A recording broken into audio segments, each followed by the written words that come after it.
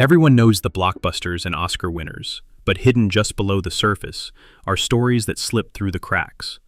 Why did some masterpieces miss their moment in the spotlight? And what incredible experiences are waiting for you in the shadows of film history? If you think you know the 70s, think again. These are the 20 most underrated movies of the 1970s you absolutely need to watch. Each with its own unique flavor, unforgettable performances, and stories that still pack a punch today. Thunderbolt and Lightfoot. Let's kick things off with a heist movie that's as much about friendship as it is about crime. Thunderbolt and Lightfoot. If you've ever wondered what would happen if you threw Clint Eastwood and Jeff Bridges together and let them run wild across America, this is the film you need. Eastwood plays Thunderbolt, a weathered old-school bank robber who's seen it all. Bridges, on the other hand, is Lightfoot, a young, unpredictable wild card who's just as likely to make you laugh as get you in trouble. The film's genius lies in the chemistry between these two leads. There's an easy camaraderie here, the kind you only see when actors genuinely enjoy working together. Bridges, in particular, is a revelation, so much so that even Eastwood himself admitted he felt upstaged by the younger actor's natural charisma. Director Michael Cimino, before he made The Deer Hunter, crafts a story that's equal parts action and hangout movie. It's not just about pulling off one last job, it's about what happens in between, the quiet moments on the open road, the jokes, the trust, the betrayals. At its core, Thunderbolt and Lightfoot is about two men trying to find meaning in a world that's moving on without them. The action sequences are tense, the dialogue is sharp, but it's the heart that makes this film stand out. It flopped at the box office, mostly because the studio had no idea how to market something so unique. But if you want a heist movie with soul, this is it. Over the years, it's finally gotten the respect it deserves. Watch it for the action, stay for the friendship. Murder by Death. Next up, let's change gears completely. Imagine a movie that manages to parody every great detective and mystery writer, all in one go. That's Murder by Death, a brilliant and hilarious send-up of whodunit classics. The cast is pure gold. Peter Falk, Maggie Smith, Alec Guinness, and Peter Sellers, just to name a few. The plot?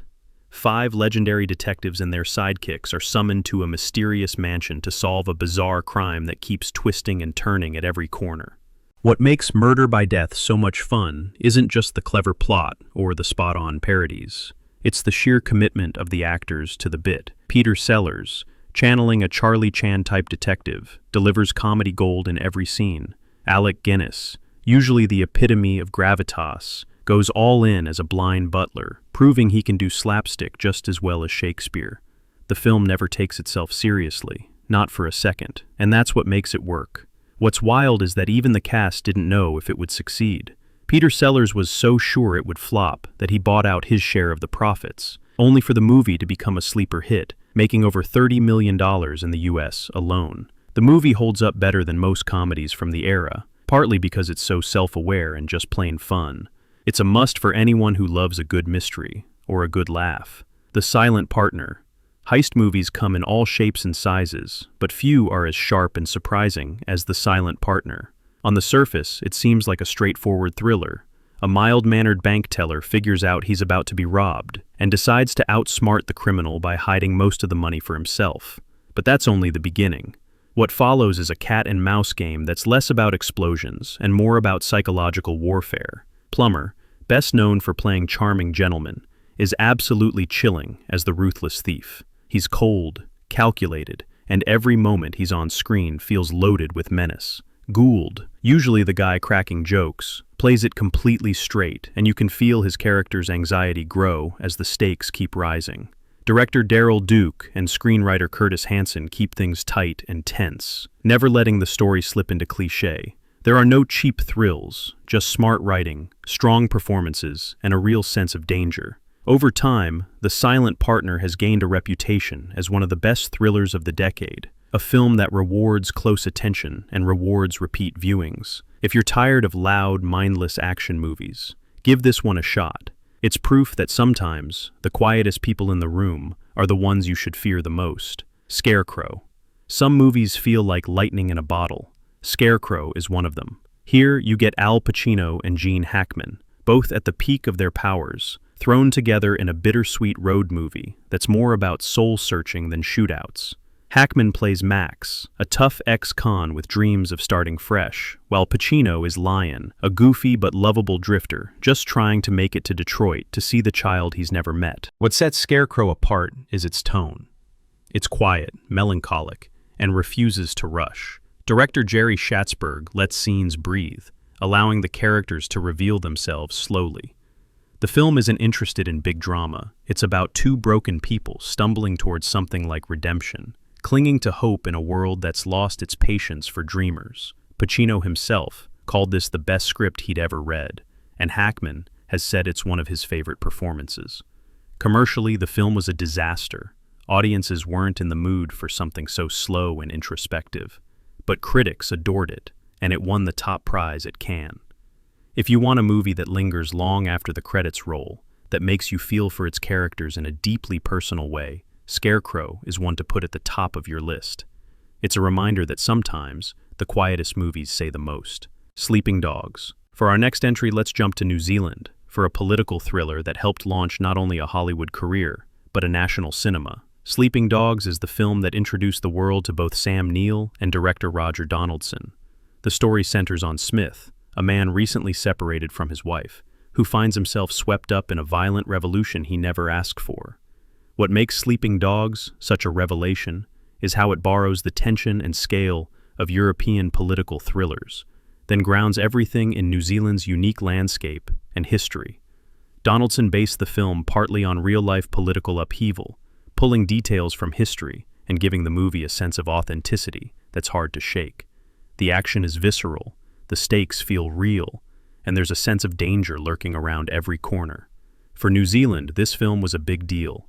It proved that local stories could have global impact. For the rest of us, it's an incredibly entertaining thriller that moves fast, keeps you guessing, and delivers both excitement and insight. Donaldson would go on to direct Hollywood hits, but Sleeping Dogs remains his rawest, most personal work. If you want to see where modern New Zealand cinema started, this is the one. Fat City. There are plenty of boxing movies out there, but few feel as raw and lived in as John Huston's Fat City. Forget about big championship fights or rousing speeches. This is a story about the fighters you never see, the ones barely scraping by in rundown gyms, fighting for one more shot at relevance. Stacy Keach plays Tully, a washed-up boxer trying for one last win. Jeff Bridges is Ernie, a kid with potential but not enough fire to make it. Fat City isn't afraid to get bleak. The movie lingers in the spaces between fights, the lonely apartments, the smoky bars, the quiet moments of self-doubt. Huston, a former boxer himself, brings a sense of realism that's almost documentary-like. Critics at the time complained it was too bleak, too slow, but that's what makes it ring true. These are people who take life's punches just as they do in the ring, head-on with dignity and a kind of battered grace. Muhammad Ali, after seeing the film, reportedly told Huston, "That's for real. That's me talking up there." The performances are understated but devastating. If you're tired of Hollywood glitz and want a sports movie that feels like life, not fantasy, this is the one. Fat City is a knockout for anyone who loves stories about real struggle. Sleuth. If you crave twisty mysteries and razor-sharp dialogue, Sleuth is as good as it gets. The film stars two absolute legends, Laurence Olivier and Michael Caine, locked in a battle of wits that's part chess game, part cat and mouse, and all suspense. Olivier plays Andrew Wyke, a famed mystery novelist with a penchant for elaborate games. Caine is Milo Tyndall, a young upstart who just happens to be having an affair with Wyke's wife. The film is set almost entirely in Wyke's sprawling, eccentric mansion, where every object seems to hide a secret. The two men spar, plot, and manipulate each other in increasingly outrageous ways. The dialogue is deliciously cruel, full of barbed one-liners and sly references to the world of detective fiction. As the game escalates, you realize there's more at stake than just pride or romance. This is a duel where only one can come out on top. What's most impressive is how Sleuth keeps you guessing right to the very end. Just when you think you've got it figured out, the film throws another curveball. Director Joseph L. Mankiewicz orchestrates every scene like a conductor, making sure every twist lands. If you loved Knives Out, this is the original, and in many ways, it's never been bettered. Ali, Fear Eats the Soul. Rainer Werner Fassbinder's Ali, Fear Eats the Soul, is a film that sneaks up on you. It's a simple story, but beneath its surface lies a powerful meditation on loneliness, prejudice, and the courage it takes to love in a world that refuses to accept you. The film follows Emmy, a 60-year-old German widow, and Ali, a much younger Moroccan immigrant. They meet by chance, fall for each other, and soon find themselves up against the judgments of everyone around them, their friends, their co-workers, even their own families. What's remarkable about Fassbinder's approach is how he combines the melodrama of old Hollywood with a cool, almost clinical gaze. The emotions are real, but the style is stripped down, letting you feel every awkward silence and every sidelong glance. The film is deeply empathetic to its characters, showing how they navigate suspicion and cruelty, searching for a sliver of happiness together. When it was released, Ali, Fear Eats the Soul, was one of the first German films to break through internationally, earning acclaim for its unflinching honesty. Fassbinder was just 36 when he died, but in his short life he made more movies than most directors do in a lifetime. This is one of his finest, a film that makes you see the world through someone else's eyes, An Unmarried Woman. Divorce dramas usually go one of two ways, either bitter or sentimental. An Unmarried Woman splits the difference and ends up feeling more honest than either. Jill Clayburgh stars as Erica, a New Yorker whose seemingly perfect life unravels overnight when her husband confesses he's fallen for someone else. What follows isn't a melodrama, but a surprisingly funny, touching, and truthful exploration of what it means to start over. Director Paul Mazursky has a knack for turning potentially bleak material into something vibrant and even hopeful. Erica isn't just a victim, she's a fully rounded character, learning to stand on her own for the first time in years. Clayburgh's performance is extraordinary, capturing both the heartbreak and the resilience that comes with rebuilding a life.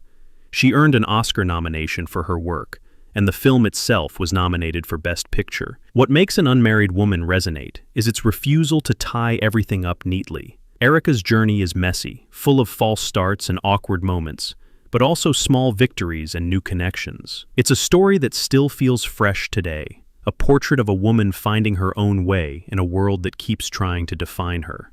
If you want a film that's as honest as it is uplifting, this is it. A Woman Under the Influence. Few movies hit as hard as John Cassavetes' A Woman Under the Influence.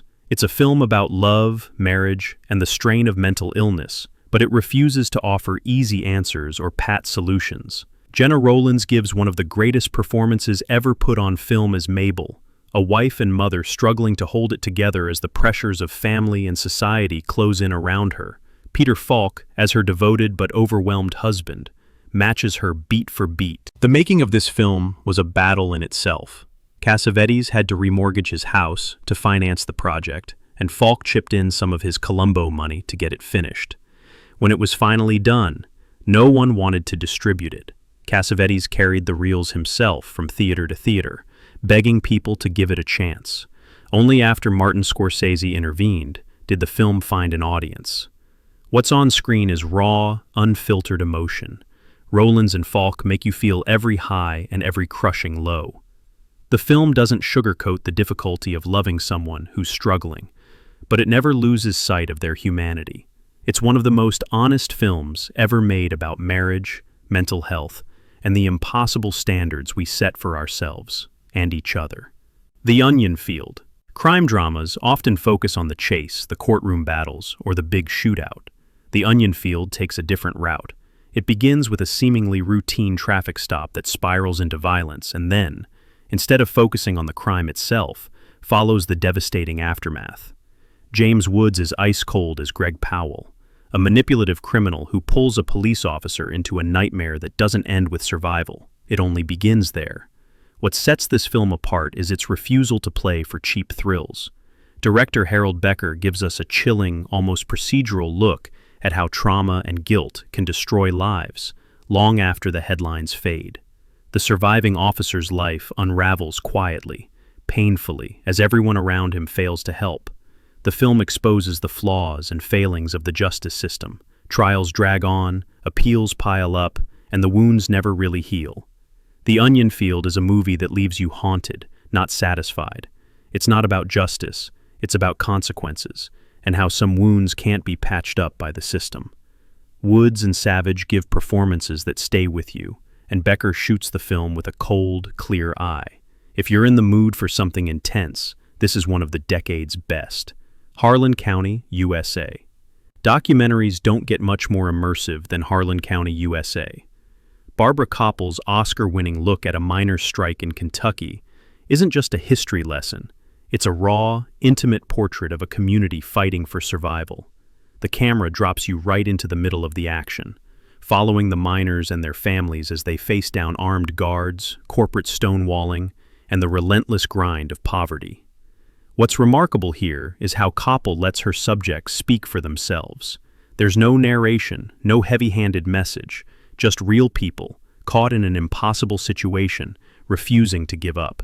The women are particularly unforgettable, organizing, protesting, singing on the picket lines with a determination that carries the film's heartbeat. Harland County, USA isn't just about one strike. It's about every system that puts profit over people, and the courage it takes to resist. Decades later, it still feels urgent and relevant. Every frame matters. Every voice counts. If you want to understand the human cost of labor battles, this is essential viewing. A film as tough and unyielding as the people it honors. The Cassandra Crossing. Disaster movies were big in the 70s, but The Cassandra Crossing stands out for how eerily relevant it feels today. The premise is simple. A terrorist, carrying a deadly pathogen, boards a train in Europe. The authorities, desperate to contain the outbreak, decide to seal the train and steer it toward a condemned bridge, effectively turning the passengers into expendable collateral. What makes the film work isn't the spectacle, though there's plenty of that, but the suffocating sense of paranoia and tension. Richard Harris plays a doctor trying to keep people alive as the government quietly plans their doom. Sophia Loren brings both grace and anxiety as a passenger caught in the chaos. Around them, an ensemble of strangers, soldiers, and lovers struggle to survive as trust breaks down and fear spreads.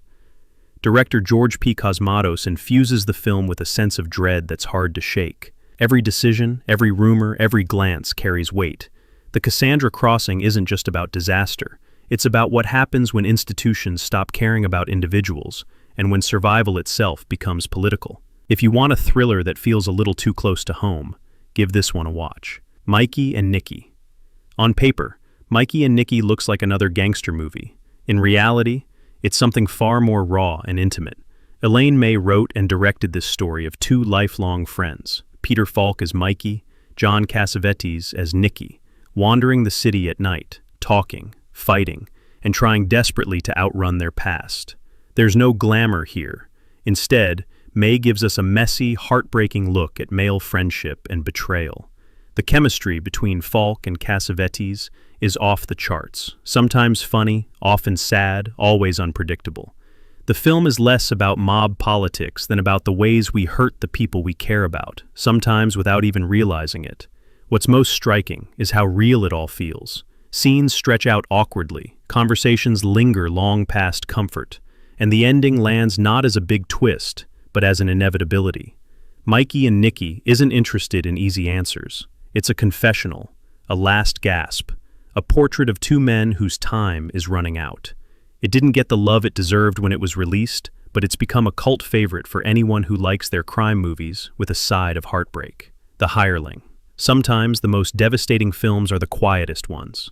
The Hireling, set in post-war Britain, follows the unlikely bond between a working-class chauffeur and an aristocratic widow. His the scars of class and pride, hers the slow ache of loss and loneliness. Director Alan Bridges takes his time, letting their relationship unfold with gentle precision. There are no big speeches or dramatic declarations. There's small moments, glances, silences that say more than words ever could. Every scene is tinged with the sense that happiness, even in its smallest form, is something fragile and easily lost. The real heartbreak here isn't what these two do to each other, but what the world refuses to let them become. Class divides hang over every interaction, making their growing closeness feel both temporary and hard-won. The film is a masterclass in restraint, never manipulating your emotions, just letting them build naturally. The Hireling lingers long after it's over. It's about the ways we reach out, the ways we fail, and the quiet courage it takes to try again. If you're in the mood for a film that moves at its own pace and leaves you thinking, this one's for you. The Chant of Jimmy Blacksmith. There's a reason The Chant of Jimmy Blacksmith is considered one of the most powerful films to ever come out of Australia. It's the story of Jimmy, a young man of mixed heritage, navigating a colonial world that offers him nothing but cruelty and hypocrisy. The movie starts quietly, with Jimmy trying to fit in, trying to prove himself worthy in a society determined to keep him down. As the doors keep closing, the tension builds until finally, something inside Jimmy snaps. What follows is shocking, not because it's sensationalized, but because it feels so deeply human. Director Fred Schepisi never lets you forget the toll of systemic injustice, or the pain that sits behind every attempt to assimilate. Tommy Lewis is unforgettable as Jimmy, carrying so much of the character's anguish behind his eyes. The Chant of Jimmy Blacksmith isn't an easy watch, but it's an essential one. It forces viewers to confront uncomfortable truths about history, identity, and the consequences of a society that refuses to change. The violence, when it comes, is earned, and it leaves you shaken, not entertained. This is a film that demands to be heard, and once you see it, you'll understand why it still echoes today. The Heartbreak Kid. Dark comedies don't get much darker, or funnier, than The Heartbreak Kid. Directed by Elaine May, the film follows Lenny, a man who seems to have everything going for him. He's just gotten married, he's on his honeymoon, and the future looks bright. But within days, he starts to realize he's made a terrible mistake. Instead of working through it, Lenny sets his sights on someone new, turning what could be a typical romantic comedy into something far more uncomfortable, honest, and hilarious. What makes the film work is May's refusal to judge her characters. Lenny isn't a monster, he's painfully recognizably ordinary. The comedy comes not from slapstick, but from the awkward silences, the misplaced confidence, and the small humiliations that add up over time. Every bad decision is telegraphed from miles away, yet you can't look away. Grodin is fantastic, making Lenny sympathetic even when he's at his worst. May directs with a steady hand, letting the discomfort build until it's almost unbearable, then finding humor in the most unexpected places. There's no easy resolution here, just a portrait of ego, delusion, and the lengths we'll go to in order to chase the next big thing. It's a comedy that leaves a bruise, and it's all the better for it. The American Friend. If you're in the mood for a thriller that trades in mood and psychology more than car chases and explosions, The American Friend is essential viewing. Directed by Wim Wenders and starring Dennis Hopper and Bruno Ganz, the film is a loose adaptation of a Patricia Highsmith novel, but it quickly becomes something much stranger and more haunting. Hopper plays Tom Ripley, an American art dealer with a shady past and a magnetic but unsettling presence. Ganz is Jonathan, a dying picture framer who gets pulled into Ripley's orbit, finding himself caught between fear and fascination. What follows isn't a traditional crime story, but a slow-burn character study about corruption, not just of the soul, but of identity. Wenders is a master of atmosphere. Scenes linger, moods shift, and you're never quite sure who to trust. There's a dreamlike quality to the cinematography, all flickering lights and reflections on glass. Hopper and Ganz are both phenomenal. Every glance, every hesitation, every unspoken fear is laid bare. The American Friend is less about plot than about feeling. It's a movie you experience, letting it wash over you in waves of tension and melancholy. If you want a thriller that's as interested in questions as it is in answers, this is the one. The Hospital. Few satires are as sharp, biting, and ahead of their time as The Hospital. George C. Scott stars as Dr. Herbert Bach, a man who's given his entire life to medicine, only to find himself trapped in a system that cares more about paperwork and protocol than about healing people. The hospital itself becomes a metaphor for everything that's wrong with modern society. Impersonal, bureaucratic, and ultimately soul-crushing. Director Arthur Hiller and screenwriter Paddy Chayefsky don't pull any punches. The dialogue is fast, funny, and almost painfully insightful. Scott's performance is something else. He's exhausted, angry, barely holding it together, and you can feel every ounce of his frustration. Diana Rigg provides a spark of warmth in an otherwise cold world. What makes the film feel so current is how little has changed. The same problems, burnout, bureaucracy, institutions stretched to their breaking point, are still with us today. Watching The Hospital now feels like a warning we still hadn't heeded. It's not an easy film, but it's a necessary one, and a reminder that sometimes the systems meant to help us can end up doing the most harm. A New Leaf. Let's close out our list with a hidden gem from the beginning of the decade, A New Leaf. Written, directed by, and starring Elaine May, this dark comedy is a true original. Walter Matthau plays Henry, a once wealthy playboy who finds himself broke and desperate. His solution? Marry a rich woman and secure his fortune. Of course, things don't go as planned. What makes A New Leaf so delightful is how it constantly subverts your expectations. Matthau is at his comic best, bumbling through a series of increasingly absurd situations, while May's performance is quietly hilarious, a brilliant scientist who's hopelessly naive in matters of the heart. The chemistry between the two is awkward, endearing, and completely unexpected. May's direction is sharp, balancing slapstick with a kind of gentle empathy for her characters. The humor is sly, never mean-spirited, and the script is packed with clever lines and sight gags. A New Leaf didn't get much love when it first came out, but over time it's become a cult favorite, a perfect mix of screwball comedy and character study. If you're looking for a film that will surprise you at every turn, with performances that linger long after the credits, A New Leaf is a must-watch. It's proof that sometimes the most underrated movies are the ones hiding in plain sight. So there you have it, 20 underrated movies from the 1970s that deserve a place on every cinephile's must-watch list. Whether you're in the mood for a heist, a heartbreak, a laugh, or a lesson in resilience, these films have got you covered. The 70s were about taking risks and breaking rules, and these hidden gems prove that sometimes the most rewarding stories are the ones that waited the longest to be discovered. So cue them up, press play, and let yourself rediscover a decade of cinema that still has plenty of secrets left to share.